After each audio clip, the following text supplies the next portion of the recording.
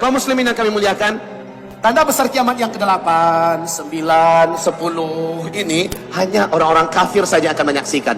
Nabi bersabda, tidaklah yang menyaksikan kiamat melainkan seburuk-buruk manusia, sekafir-kafir manusia, sejelek-jelek nasib manusia di dunia, merekalah yang akan menyaksikan kiamat besar, kehancuran alam semesta. Tanda besar kiamat yang ke-8, seluruh daratan bumi sebelah timur tenggelam. Australia, New Zealand, Indonesia, Singapura, Malaysia, Filipina, Thailand, Jepang, China, India, terus naik sampai ke Rusia, tenggelam masuk ke dalam laut. Ini tanda besar kiamat yang ke-8. Tanda besar kiamat yang ke-9 langsung menyusul dalam waktu yang bersambungan. Tenggelamnya seluruh daratan bumi yang ada di sebelah barat.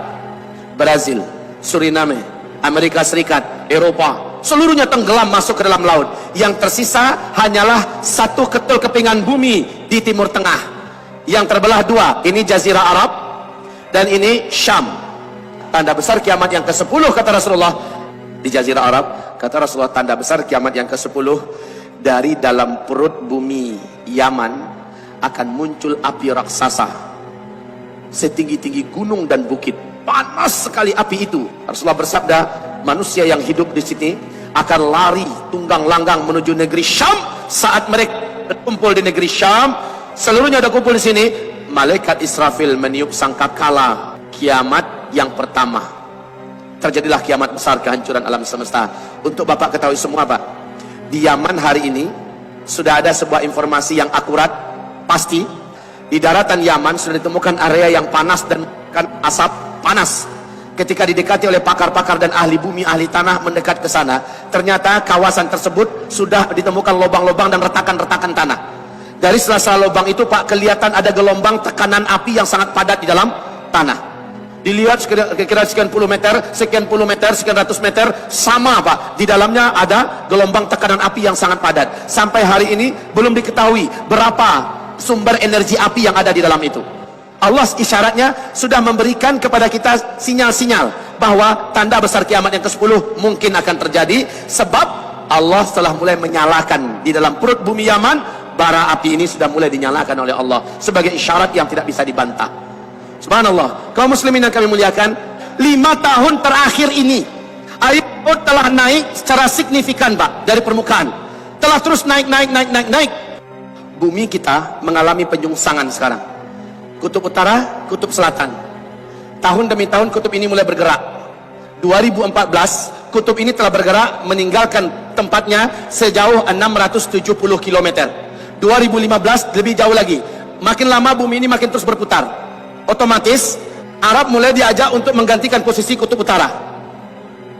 Pantesan Arab 5 tahun terakhir sudah mulai turun salju. Siberia kemudian akan sejajar dengan kutub terbaru.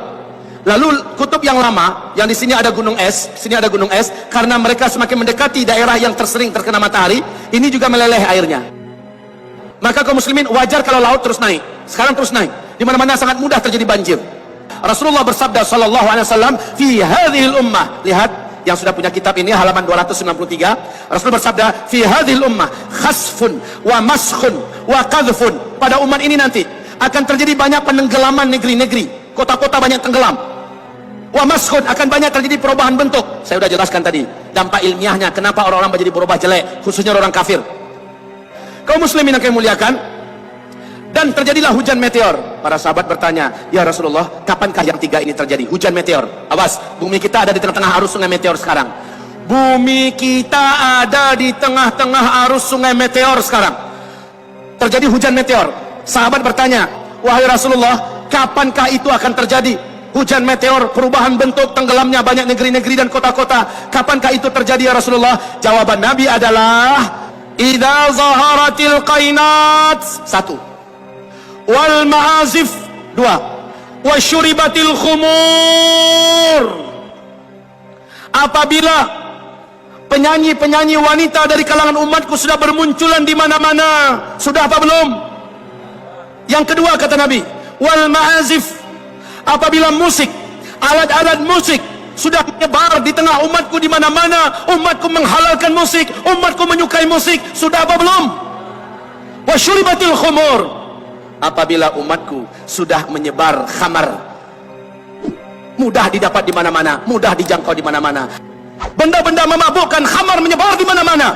La haula wala quwata illa billah. Jika 3 perbuatan ini sudah dibuat oleh umatku, kata Rasulullah, tunggu meteor akan jatuh.